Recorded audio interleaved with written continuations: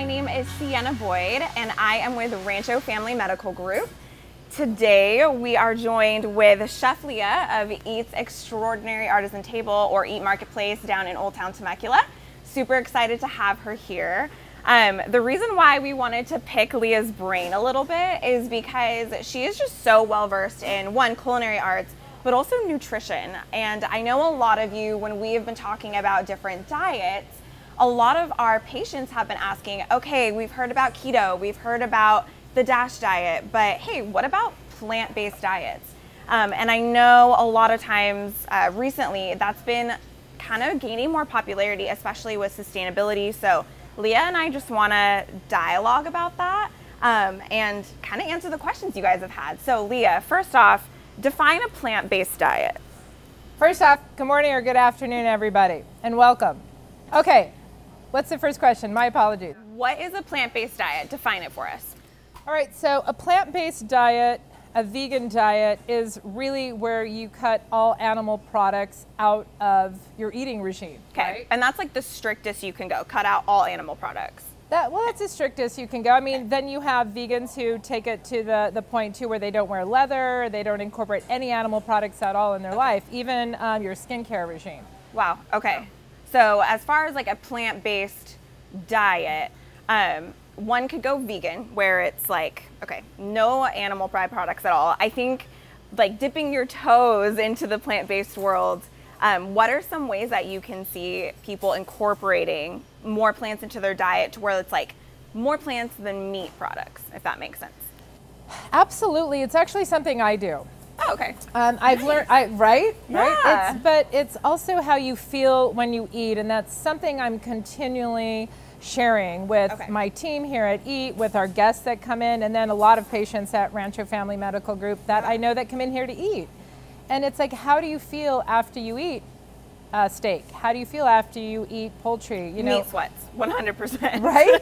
Yeah. So it's heavy and lethargic sometimes. Sometimes. Yeah. And some people say that. Some people, I have brain fog, or some people say I feel amazing. All I eat is protein, and I, proteins as in meats, not plant proteins, and I feel rad. I'm like, okay, well, respond to that with your body. But to kick off like a really good way to dip your toes in, as you're saying, is to just cut back your red meat intake, if you're a big carnivore, to once a week.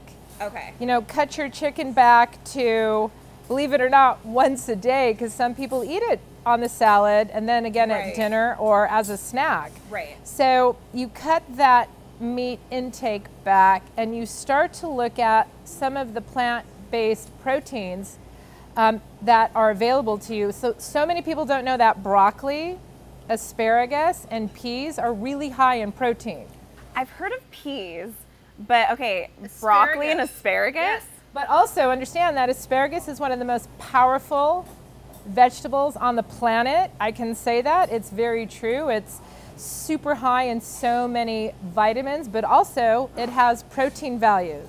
Okay. So, and it's also very detoxifying, asparagus. Okay, I mean, didn't know can't that. you smell it when, You after sure you can. eat it? So it's sure can. very, but that's a detoxifying reaction. Oh, so okay. dipping your toes in is to understand a little bit about the plants that you're choosing to bring in. So many people are scared of tofu, but if you're like here at E.A.T, we bring in an organic sprouted tofu. Okay. It's the brand we use, and I'll tell you, is Hodo. Okay. They're out of Northern California. They do such a good job. It's such a clean product. There's not a bunch of crap in it. Okay. And when I say that too, I'm talking about the plant. So if you look at soy, the drudge of the plant is where you get a lot of waste, and that's plant waste. Okay. It's not really clean. It's not super good for the human body. And when you get a good sprouted organic tofu, you don't have that.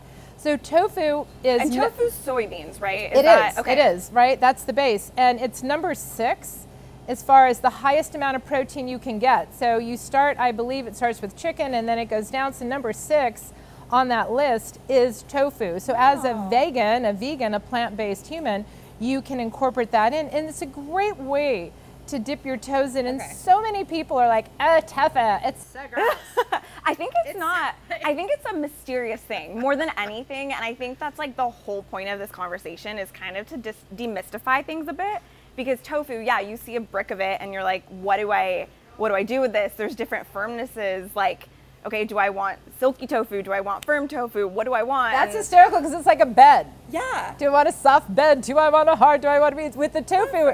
And you know what? You and I are going to have to do this now. Okay. We're going to have to get together and cook tofu. Because I don't know how to, like, I love it. I love the taste, but I couldn't even begin to tell you how to cook it, how to buy it, what's in it. I don't know anything about it. So many things. I'm so glad you brought this up. Okay, I'm so happy you brought this up because tofu can be blended down to go into a sauce to make it silky. Really? It can go into a dessert, same thing, blend it down to make it silky and also firm it up. It can be blackened, just like blackened ahi, with the right spices and the right temp of your oil and the right cast iron pan that's nice and hot, and you put that tofu in. Do you know, and it can be crispy and really good for you. Now, deep fried tofu, please stay away from. You know, as you know, we go back to dipping your toes in. So when you dip your toes into the plant-based world, stay away from fake vegan foods that are in a box. So still processed. We want to stay away from processed foods as much as we can. So whole foods, and while yes, tofu is processed in a sense, like at least it's minimally processed as opposed to those fake vegan foods. So I want to my language. Yeah, I get really excited when I talk about food because it's not just my love and my passion of food, but it's how the human body reacts to food. Yeah. And I know how clear each of us can be. No brain fog, no inflammation, feeling healthy, having a lot of energy. Definitely. So you want that for everyone. Pardon my exuberance right now, but this is such a great conversation to have. Seriously. Yeah. I want to go back. I love what you said about, okay, if someone's trying to dip their toes into eating more of a plant-based diet, say it's like a typical diet where they have eggs for breakfast, chicken on everything. You had mentioned like, okay, take away the chicken on the salad and replace it with healthy plant-based proteins. What would that look like? So say I have a big hearty salad and I want to stay away from animal proteins. What would I put on my salad? So the first thing that I'm going to say is eat the rainbow. Okay. And if you're dipping your toes into this and you want to start, so the one thing I'm going to say, I'm going to actually backtrack to what I just said before, not just to cut your chicken back to once a day, cut your protein back to 3 times a week. Your animal flesh, right? Your burgers, your chicken, all of that. Okay. Cut that back to 3 times a week. And when you're making that salad, think about a rainbow of colors. Okay. So you can chop carrots, beets, cauliflower, broccoli, and throw that on. You don't have the time. Well, we could talk about pre-prepping later. That's the smartest thing to do. If you're going to get into plant-based, you got to pre-prep and have that stuff in the fridge. But then nuts. Nuts are your friends. Nuts do not have to be boring. Pepita nuts, right? Good crunch. So good crunch. Yes. It's so high in protein. And take it and lightly roast it with a tiny bit of salt or a little bit of tamari, which is a friend of soy sauce, right? With no gluten. Get the one with no gluten and super low in sodium. But you do things like that, and your salad becomes like, oh, that's so good. I have a lot of my girlfriends, their husbands are like, oh, you eat goofy, Leah. I'm like, thanks, okay. But then I cook for them, and sometimes I will cook all plant-based without them knowing, and they're like, this is some of the best food I've ever had. So flavorful. It doesn't have to be boring. It doesn't have to be iceberg lettuce and beans. You don't have to be a chef. Nice. You don't have to be a chef. There's so much mystique and BS around that, and anybody can cook. Nice. I could teach anybody to cook. Nice. Yeah. Oh my goodness. Okay, so say you want to cut back on your proteins 3 times a week. What would like a day in the life of someone who is trying to be plant-based look like? Start out with breakfast. It'd be, Leah, chef. No, just kidding. Okay, so day in the life, first thing I would say is I love if you're gluten-free or if you're not gluten-free, get yourself a really good bread. Okay. And be careful around your gluten-free breads because, again, it's processed. There's a lot of crap in it. You got to know which ones, right? So I love Ezekiel. I tend to be gluten sensitive, but for some reason I can eat Ezekiel breads sprouted, sprouted grains. Yes. So I will toast that, put a little vegan butter on it, and then just take a half avocado, cut it up, not do a lot to it, a little bit of good olive oil, a little bit of good Himalayan salt. Healthy fats in that. That's beautiful. Healthy, good, and it satiates. Right? And then I will put that on a napkin and run out the door with my thermos of coffee, and like that's how I can start my day. Or you could go, Yes. It doesn't have to be so like practical. slaving over the kitchen. You can literally just slab some avocados on a good toast and leave. Love Under it. 5 minutes. Deal. Okay. know. Let's go with lunch. Okay, so lunch comes, you're hungry after the avocado toast. And you're like, oh, I don't want a salad. Okay. Salad, I don't want a salad right now. I don't want a salad for something- lunch. Yeah. So let's talk about a burger. Okay. So you could easily, again, something we have here at E.A.T that I developed a few years ago because people were so sick of kind of the fake burgers, the vegan, oh, you're just going to saute a portobello mushroom for me? Well, Right. that's actually really delicious. Delicious. But let's get into some more flavor and texture. Okay. So yam tahini burger. I've had it. It's really incredible. delicious, right? Yes. So again, this is something that we should prep for everybody and we should share this recipe. You've got shredded yam, you have chickpea, you have a ton of really good herbs, right? And you put, and carrot, and you put all this together and it makes a burger. It's perfectly crispy and crunchy. You could also then make it as an appetizer. You could also make it as a loaf, like a meatloaf, and then put it away and you have it. So that is a great burger for lunch. But you could have that over beans. You could have that over a brown rice. You could also have it on as a sandwich, ciabatta bread if you want. Right. So there's so many ways to be able to take that item and have it. So say there's your lunch, right? And then you're like, oh, okay, we're getting into dinner.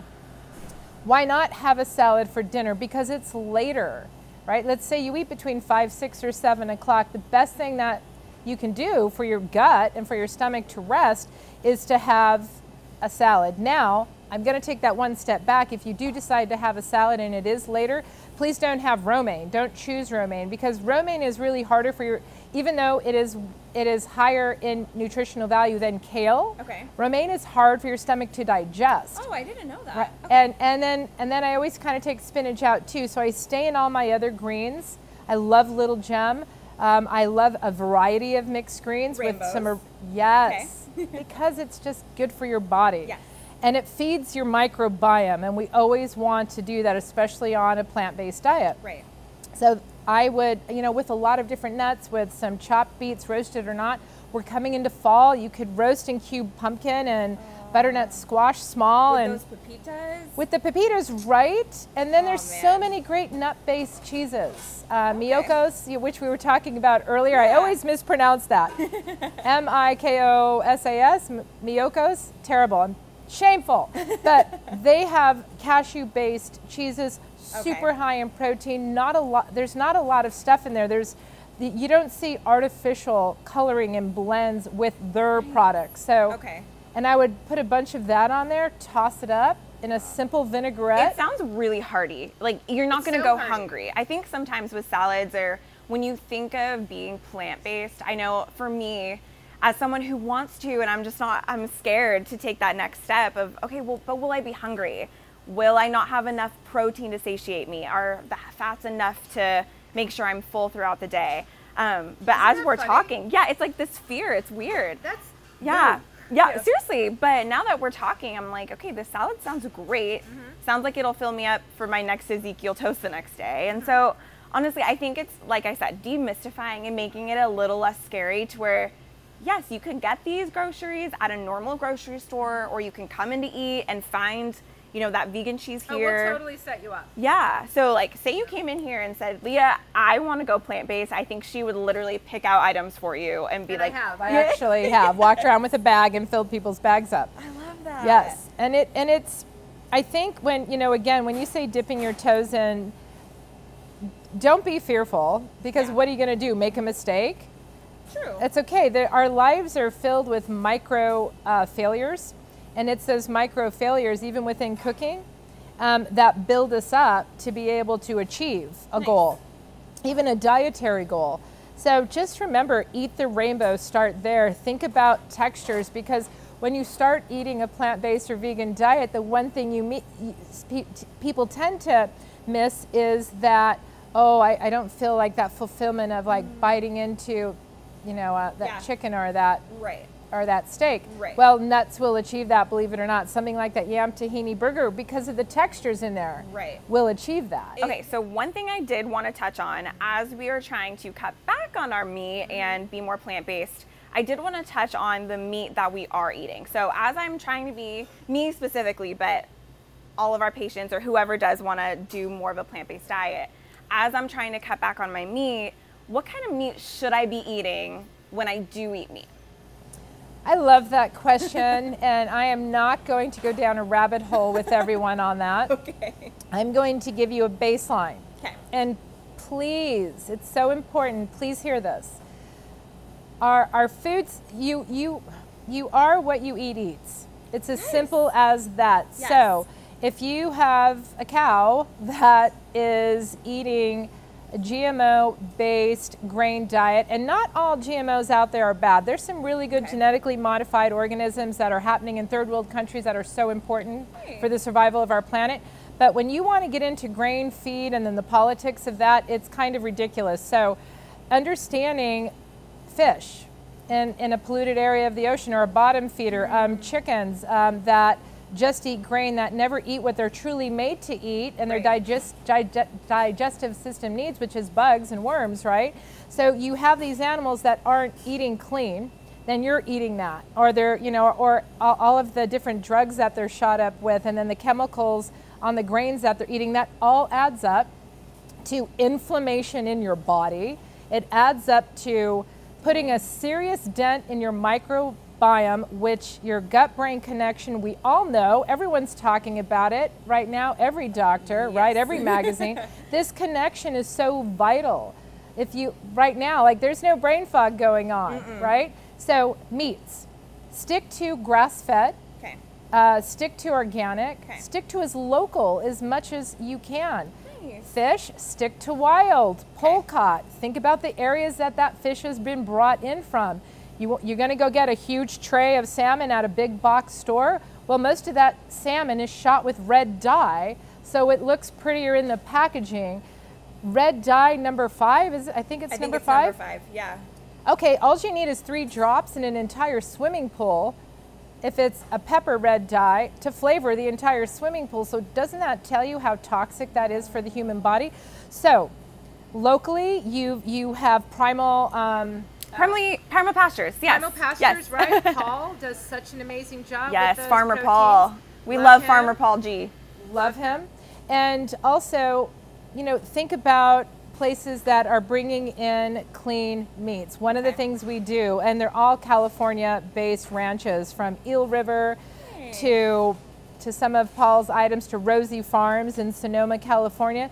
But we really want to know the welfare of the animal, okay, but also what they're eating. Right. Because that's what we're eating. I mean, it makes sense. So if a chicken is eating corn with all of these pesticides and chemicals all over it, of course it makes sense that that would ultimately end up in our body if we're eating that chicken. No. And so, But not ultimately, Yeah, it would. instantaneously, Yes, yes, right? totally. Yeah.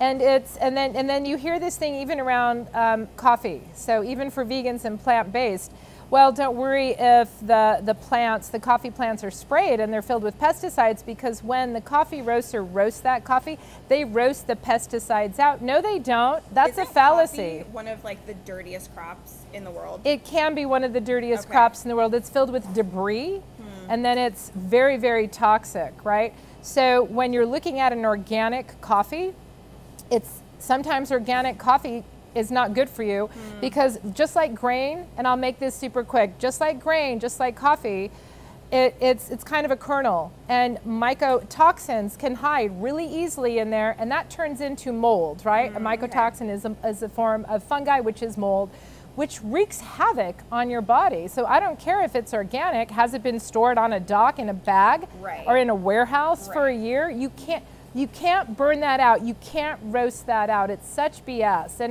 And I guess I get upset around that, because I feel like we get taken advantage of. Our health gets taken advantage of. So vegan, plant-based, you still want to look for clean, local as much as you can. Okay, that's a great suggestion. I think. Thank you for letting me share that, because yeah, it's like I don't like to see anybody fooled. No, absolutely. So as we're trying to dive into eating less meat, more plant-based, farmers markets, local farmers, definitely go and get those greens and those veggies from those farmers who work so hard, and don't use those pesticides or anything like that. And then local farms as far as meats I know Primal Pastures, I've had their chorizo, I've had their chicken. Best chicken you'll ever have, honestly. Really, really good. So delicious. Yeah. And so I think it's one of those things, like, it can be really overwhelming. Like, even as we're talking, I'm like, okay, I have to worry about coffee, I have to worry about grains. Honestly, it's just doing your best every next step to make the next choice that's best for your body. And absolutely. At that point, I don't think you can go wrong, right? You can't go wrong, but it's really, it can seem overwhelming, but it's really not overwhelming. And it's not overwhelming if you just take into consideration 3 things, right? Eat clean. Eat clean. Know your source, where it's from. Okay. And when you can, buy local as much as possible. Buy local. I love those tips. That's awesome. If it comes in a package with a bunch of stuff on the back, I don't care if it says organic on the front. If there's still like over 9 ingredients back there, think about what you're eating. It's still processed. Right. Processed foods usually are incredibly high in sodium, like vegan fake food, the fake burgers and some of the fake chicken nuggets. Right. 480 grams of sodium. Why are you eating that? Right. You want to, as we age, our body... Not good for hypertension. No, it's not. And our bodies don't want to be inflamed. Right. Ugh. So as we're talking about anti-inflammation, goodness, I feel like we could talk... Just take a bite of that. No, I won't. But not on... No.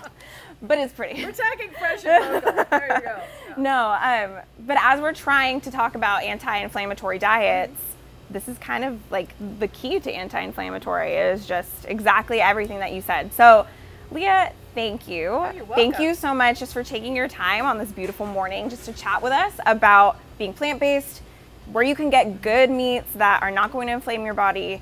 If you have any questions about this diet or anything that we talked about, please reach out to us. We would love to give you more information. Until next time, I'm Sienna with Rancho Family Medical Group in E.A.T Marketplace. Have a great rest of your day. Have a great day and come down to Old Town and visit us at E.A.T Marketplace. We'd love to feed you.